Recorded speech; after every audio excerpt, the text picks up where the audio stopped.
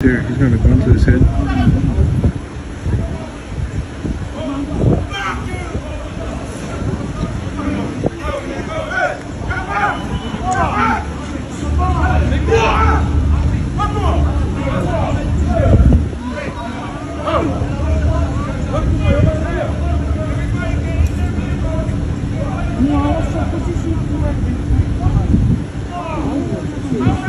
Man, just take him out, man. Somebody else is gonna get hurt.